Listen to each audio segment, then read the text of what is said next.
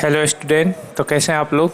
आज हम ऑप्टिक्स के लेक्चर 3 में लाइट के बारे में पढ़ाएंगे, लाइट का डिफिनीशन समझाएंगे और लाइट से रिलेटेड जितने भी इम्पोर्टेंट मैटर है उन सभी के बारे में आपसे हम चर्चा करेंगे। तो चलिए आज हम शुरू करते हैं बच्चों, ऑप्टिक्स का lecture 3।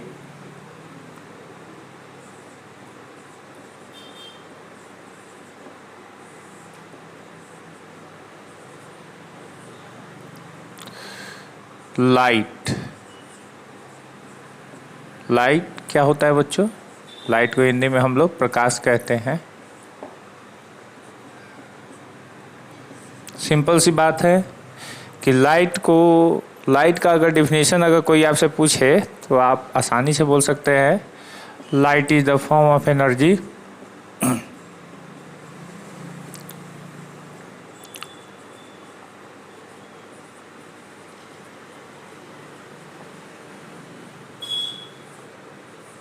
Light is the form of energy. प्रकाश ऊर्जा का एक स्वरूप है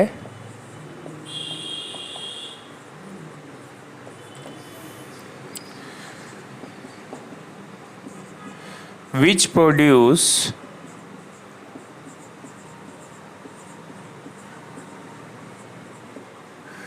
visual sensation।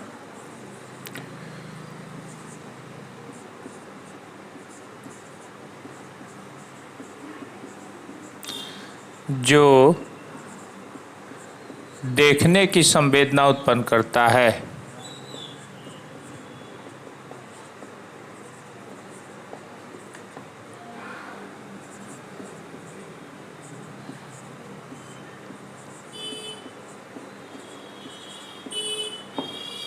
लाइट जो होता है बच्चों एनर्जी का एक फॉर्म है और ये हमें विजुअल सेंसेशन प्रोड्यूस करता है। और किस एनर्जी का फॉर्म है? तो आप सभी जानते हैं बच्चों कि लाइट एक वेव एनर्जी है। Light is a wave energy.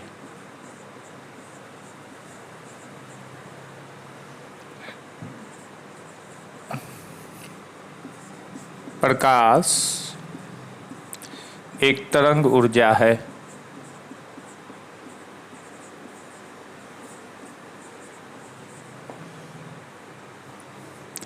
आप वेव के बारे में कितनी बातें जानते हैं? ये तो बहुत ज़्यादा आप लोग तो जानते नहीं है वेव के बारे में कुछ खास। अभी आप लोग इलेक्ट्रोमैग्नेटिक वेव पढ़ेंगे, साउंड वेव पढ़ेंगे, अल्ट्रा वायलेट पढ़ेंगे, इंफ्रारेड पढ़ेंगे। तो ये सारे वेव्स जो होते हैं ये क्या करते हैं? जितने भी वेव्स होते हैं वो कहीं नहीं तो कहीं कुछ ना तो कुछ सेंसिटिविटी प्रोड्यूस करते हैं। जनरली ये वेव्स में पाया जाता है कि वो सेंसिटिविटी प्रोड्यूस करते हैं, यानी वेव्स प्रोड्यूस सेंसिटिविटी।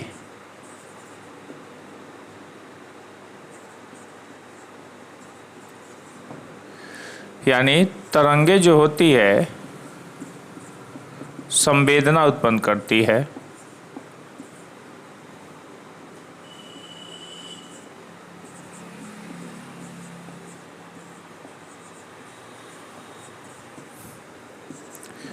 तरंगे संवेदना उत्पन्न करती है। कैसी संवेदना? तो जैसे लाइट वेव जो है बच्चों, light wave visual sensitivity produce करती है।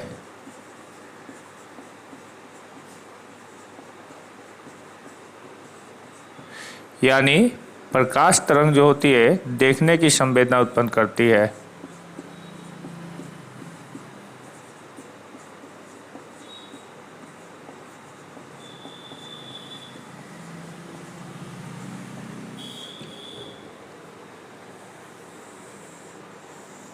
साउंड वेव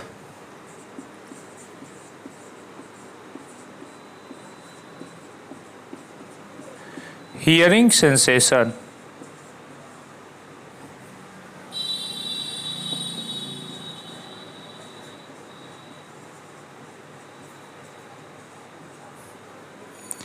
यानी ध्वनि तरंग सुनने की संवेदना उत्पन्न करती है।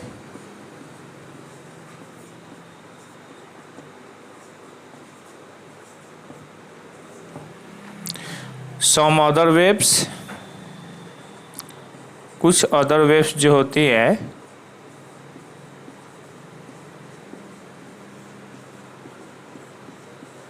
Some other waves chemical sensitive होती है।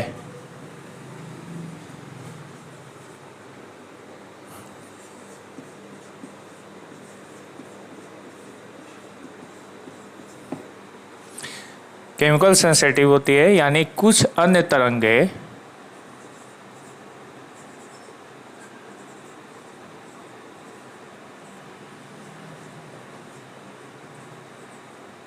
रासायनिक संवेदी होती है।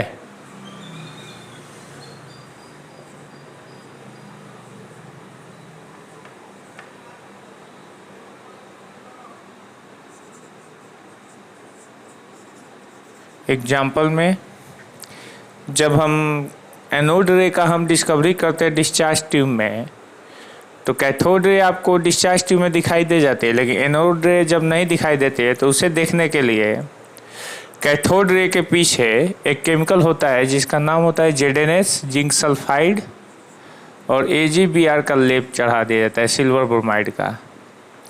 ये वो केमिकल होते हैं जो इतने सेंसिटिव होते हैं कि इस पर बहुत सारे वेव्स जो आपके आँखों से पकड़ में नहीं आते हैं वो इनसे पकड़ में आ जाते हैं। जैसे कुछ वेव्स होते हैं कि जैसे इन केमिकल के ऊपर पड़ते हैं तो ये केमिकल चमकने लगता है, ठीक है। फ्लोरोसेंट मतलब उस जो ये चमकता है तो उस समय जो लाइट उत्पन्न होता है उसे हम फ्लोरोसेंट लाइट कहते हैं, ठीक है, प्रतिदीप्त लाइट। और इससे पता चलता है कि वहाँ पे कोई अदर वेव्स है जो हमें दिखाई नहीं दे रहे, वहाँ पे पड़ रही है, ठीक है। तो सबसे सेंसिटिव केमिकल जो होते हैं वो ZnS और AgBr होते हैं। इन पर जब भी कोई वेव्स पड़ेंगी तो वो फ्लोरोसेंट लाइट प्रोड्यूस करने लगता है, ठीक है। अब देखिए बच्चों, ये तो था वेव्स के बारे में कुछ बातें, और उसी वेव्स में हमारी एक लाइट वेव होती है और इसी लाइट वेव को हम पढ़ेंगे। लाइट वेव कहाँ से प्रोड्यूस होती है? Light wave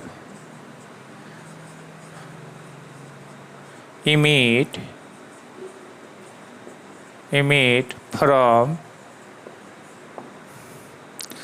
light source।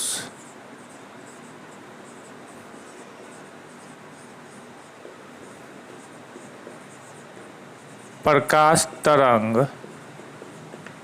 प्रकाशीय स्रोत से उत्पन्न होते हैं।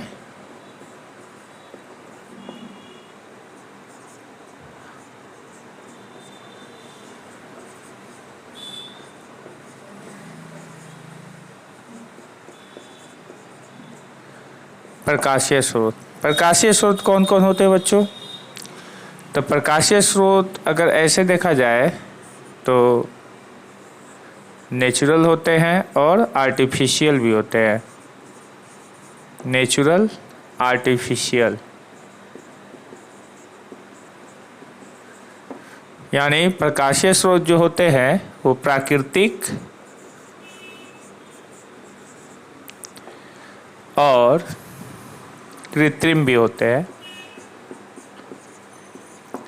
प्राकृतिक प्रकाशीय स्रोत में आपके कौन होते हैं? तो आप लोग जानते हैं बच्चों, सन होता है, स्टार होते हैं, रेडियो एक्टिव एलिमेंट होते हैं,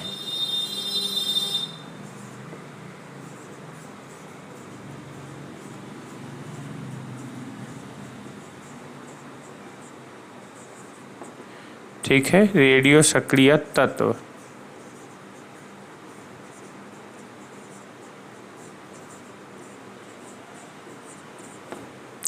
रेडियो सक्रिय तत्व क्यों होते हैं? क्योंकि रेडियो एक्टिव एलिमेंट अपने से जो होते हैं अल्फा और बीटा और गामा रे प्रोड्यूस करती है, और यही गामा रे आपके फोटोन होते हैं। फोटोन कहिए या लाइट कहिए, ठीक है। तो ये सब आपके नेचुरल होते हैं। और एक और होता है बच्चों, जो रातों में चमकता है, उसे हम जुगनू कहते हैं हम लोग। ये सब नेचुरल लाइट सोर्स होते हैं। और आर्टिफिशियल लाइट सोर्स कौन कौन होते हैं? इलेक्ट्रिक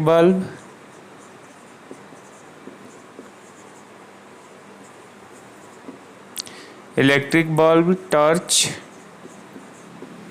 लैंप, कैंडल और तो कुछ देखने को नहीं दिखाई दे रहा है बच्चों। हाँ, गैस, गोबर गैस जिसे कहा जाता है, गोबर गैस से भी लाइट जलता है। ठीक है, तो ये सब बच्चों आपके आर्टिफिशियल लाइट सोर्स होते हैं जो हम मैन मेड होते हैं, और ये आपके नेचर में ऑलरेडी पहले से प्रेजेंट होते हैं। तो इनको नेचुरल लाइट सोर्स कहा जाता है, इन्हें आर्टिफिशियल लाइट सोर्स कहा जाता है। ये दोनों के दोनों लाइट सोर्स प्रोड्यूस करते हैं। ठीक है बच्चों, तो आप लोग इसको नोट कर लीजिए तब तक।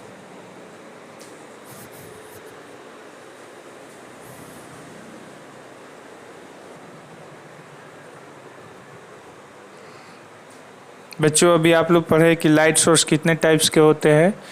तो लाइट सोर्स जो होते हैं वो 2 टाइप्स के होते हैं, नेचुरल और आर्टिफिशियल। और लाइट सोर्स से ही आपका लाइट प्रोड्यूस होता है, और यही लाइट हमारे ह्यूमन आई को विजुअल सेंसेशन प्रोड्यूस करता है। तो थोड़ा सा एक और बात समझ लेंगे बच्चों कि लाइट सोर्स भी एक और तरीका होता है जिसे आप लाइट सोर्स को क्लासिफाई कर सकते हो। कैसे? तो देखिए बच्चों, लाइट सोर्स यानी प्रकाशीय स्रोत।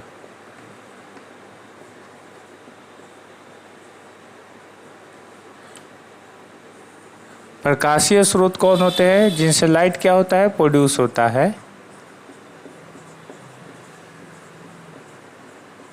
यानी प्रकाश क्या होता है बच्चों? उत्पन्न होता है।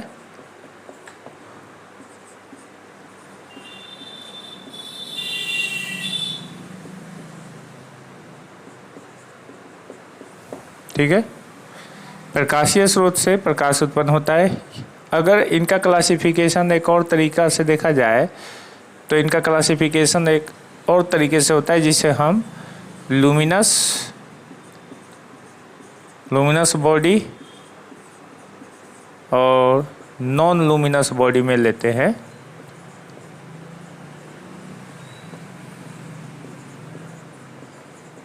लुमिनस बॉडी, इसे हम हिंदी में प्रदीप्त वस्तुएं या आत्मदीप्त वस्तुएं कहते हैं। प्रदीप्त या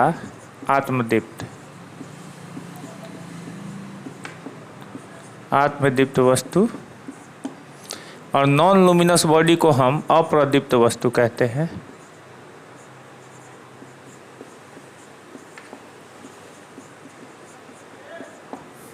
लुमिनस बॉडी उसे कहते हैं जिनका खुद का प्रकाश होता है।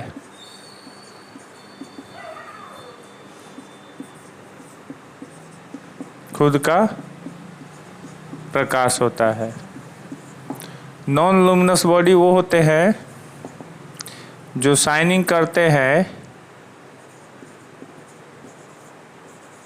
बाय द हेल्प ऑफ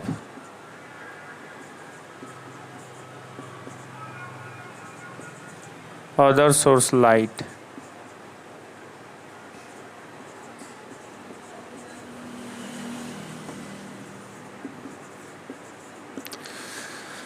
यानी नॉन लुमिनस बॉडी वो होते हैं जो दूसरे स्रोत के प्रकाश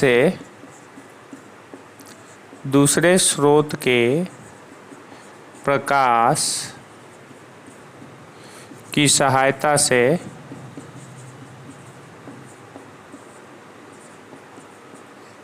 चमकते हैं।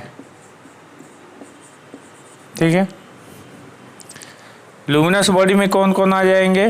तो लुमिनस बॉडी में आते हैं बच्चों सन, इनका खुद का लाइट होता है, उन्हें लुमिनस बॉडी कहते हैं सन। स्टार, सन, स्टार, बल्ब, टॉर्च, कैंडल, मोमबत्ती, radio active element, RAE, radio active element अभी पहले लिखवाए हैं, रेडियो सक्रिय तत्व, और होते हैं बच्चों जुगनू। ये सब जो होते हैं लुमिनस बॉडी होते हैं, जिनका खुद का लाइट होता है बच्चों, और जिनका खुद का लाइट नहीं होता है वो दूसरे के लाइट से शाइनिंग करते हैं। वो कौन होते हैं? सिल्वर पेपर,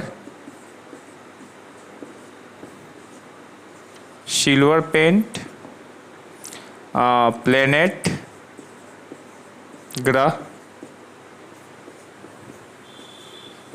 दूसरा होता है सैटेलाइट,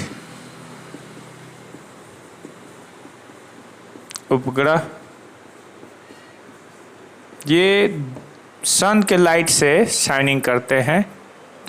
तो आप समझ चुके हैं बच्चों कि लाइट सोर्स को एक और तरीके से क्लासिफाई किया जा सकता है, जिसमें लाइट सोर्स को दो पार्ट में बांट सकते हैं, एक लुमिनस बॉडी और एक non luminous body. Non luminous body वो होते हैं जिनका खुद का लाइट नहीं होता है और दूसरे के लाइट से वो शाइनिंग करते हैं, लेकिन लुमिनस बॉडी वो होते हैं जो खुद के लाइट से शाइनिंग करते हैं। चलिए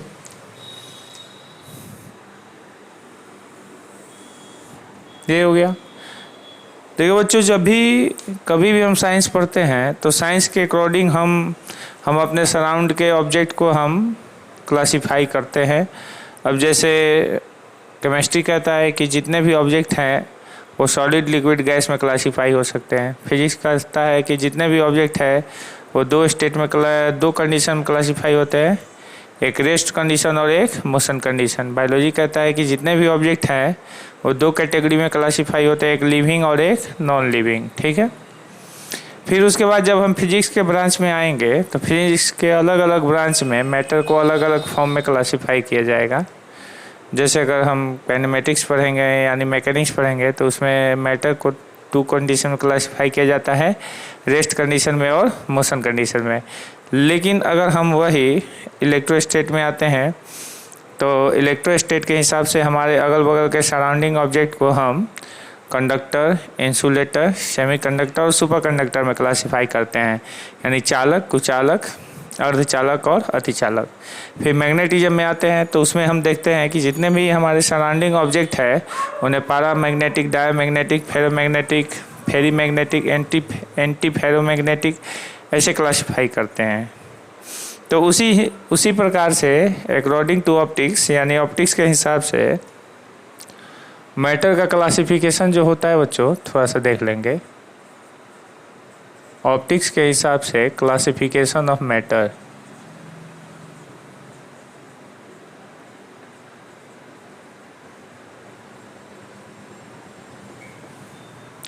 यानी प्रकाशिकी के हिसाब से पदार्थ का वर्गीकरण।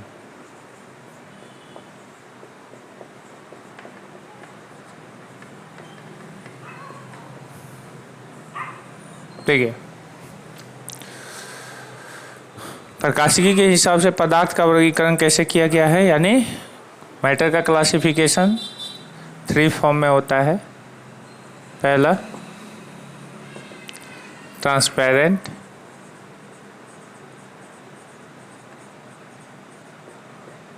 ट्रांसलूकेंट,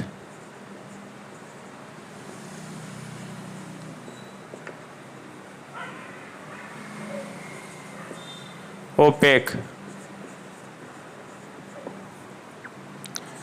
पारदर्शी, पारभासी, अपारदर्शी।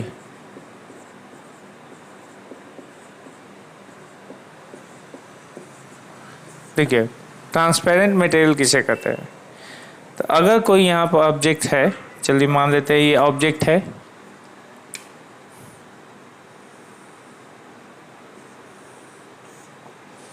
इस ऑब्जेक्ट के सामने से अगर लाइट एनर्जी पास कर रही है तो जितनी लाइट एनर्जी इधर से आ रही है और टोटल लाइट एनर्जी उतना ही लाइट एनर्जी दूसरे तरफ से निकल जा रही है, तो उसे हम कहेंगे ट्रांसपेरेंट मटेरियल। ठीक है, ट्रांसलूकेंट मटेरियल उसे कहते हैं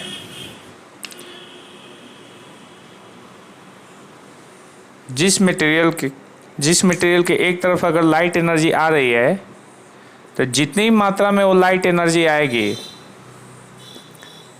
उससे कम मात्रा में अगर दूसरे तरफ से निकल रही है तो ऐसे मटेरियल को समझ लीजिएगा बच्चों ट्रांसलूकेंट मटेरियल। ठीक है, ओपेक वैसे मटेरियल होते हैं यानी अपारदर्शी वो होते हैं जिनमें लाइट एनर्जी अगर एक तरफ से आ रही है तो दूसरे तरफ किसी भी अमाउंट में लाइट एनर्जी मतलब पास नहीं कर पाएंगी, यानी कोई लाइट एनर्जी दूसरे तरफ नहीं जा पाएंगी। तो ऐसे क्या होगा कि पीछे एक अंधेरा क्षेत्र बन जाएगा। इसी अंधेरे क्षेत्र को हम शैडो कहेंगे। क्या कहेंगे? शैडो। शैडो यानी छाया। ये बात समझते हैं आप लोग? तो ट्रांसपेरेंट मटेरियल का एग्जाम्पल क्या होता है? ग्लास यानी शीशा, वाटर यानी पानी, ऑयल यानी तेल, एयर यानी हवा, गैस। ठीक है बच्चों, बहुत सारे हैं ट्रांसपेरेंट मटेरियल के एग्जाम्पल। अब कितना दिया जाए? ट्रांसलूकेंट मटेरियल के एग्जाम्पल होते हैं रब्ड ग्लास,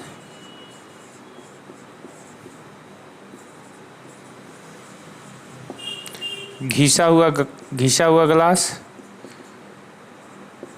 घिसा हुआ शीशा। दूसरा एग्जाम्पल होता है ऑयली पेपर यानी तेल लगा कागज।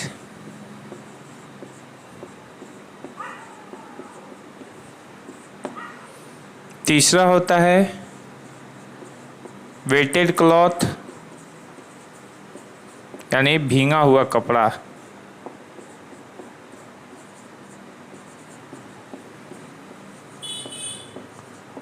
ये वो ऑब्जेक्ट होता है जिनके आर पार बहुत कम मात्रा में हम देख पाते हैं, चाहे लाइट जो होते हैं बहुत कम मात्रा में आर पार जाती है, जिसको हम ट्रांसलूकेंट कहते हैं। ठीक है, ओपेक का एग्जांपल जो होता है आप जानते हैं, सॉइल मिट्टी, स्टोन पत्थर, वुड लकड़ी,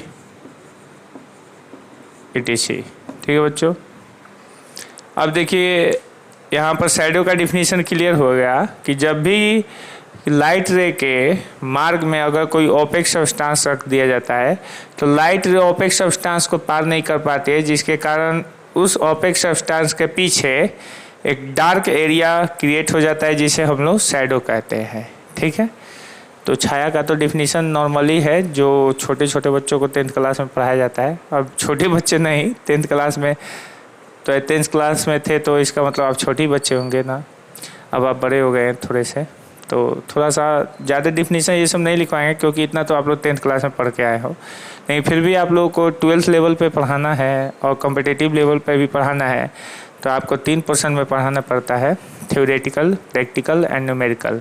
थ्योरेटिकल से क्या होता है कि आपके एग्ज़ाम में आने वाले, जो बोर्ड के एग्ज़ाम में आने वाले क्वेश्चंस होते हैं वो क्लियर हो जाते हैं, और प्रैक्टिकल जो होता है कि इससे आपकी क्या होती है, साइंस के समझने की आपकी क्षमता जो होती है विकसित होती है और आपका साइंस में इंटरेस्ट भी जगता है। और न्यूमेरिकल जो होता है कि अगर न्यूमेरिकली अगर आप पढ़ते हैं तो आपका IIT मेंस और कॉम्पिटिटिव लेवल के कोई भी एग्ज़ाम हो वो क्लियर हो जाते हैं। ठीक है, और एक तरह से कहा जाता है कि न्यूमेरिकल जो होता है फिजिक्स की रीढ़ की हड्डी होती है। अगर आप फिजिक्स का थ्योरी पढ़ लिए, न्यूमेरिकल आपसे पकड़ में नहीं आ रहा है, तो कहीं ना कहीं आप फिजिक्स पढ़ने में चूक किए हैं बच्चों। ठीक है, तो इतना का क्लास, आज का क्लास इतना ही रहने देते हैं। कल हम आपको लाइट के बारे में जो इम्पोर्टेंट मैटर जो होता है उस पर हम चर्चा करेंगे और आप लोग को अच्छा भी लगेगा। और कोशिश करेंगे कि आपको थ्योरेटिकल, प्रैक्टिकल और न्यूमेरिकल तीनों विधि से हम आपको समझाएं और पढ़ाएं। और कोशिश हमारी यही रहेगी कि आपको बेसिक लेवल से काफ़ी हाई लेवल तक लेकर चले, क्योंकि हम देख रहे हैं कि ऑनलाइन बच्चों के साथ बहुत सारा प्रॉब्लम हो रहा है कि टीचर जो होते हैं जल्दी जल्दी पढ़ा दे रहे हैं, अपना सेशन कंप्लीट कर दे रहे हैं, लेकिन बच्चे को कुछ समझ में आए चाहे नहीं आया, थोड़ा सा सेशन लंबा हो जाए उससे कोई फ़र्क नहीं पड़ता है, लेकिन बच्चों को समझ में आना चाहिए। आप पूरा पढ़ा दीजिए और बच्चे को कुछ समझ में नहीं आया तो क्या फ़ायदा हुआ। और आप आधा ही पढ़ाए लेकिन बच्चे को पूरे माइंड में आपने उस आधे सिलेबस को डाल दिया, तो इसका मतलब आपने उस बच्चे को बहुत ज़्यादा पढ़ा दिया। ठीक है, तो हमारी सेशन थोड़ी सी लंबी होती है, लेकिन बच्चों हम कोशिश करते हैं कि जो भी टॉपिक हम पढ़ाते हैं वो क्लियर करके पढ़ाते हैं। तो आज का क्लास इतना ही पर हम रहते हैं बच्चों, ठीक है।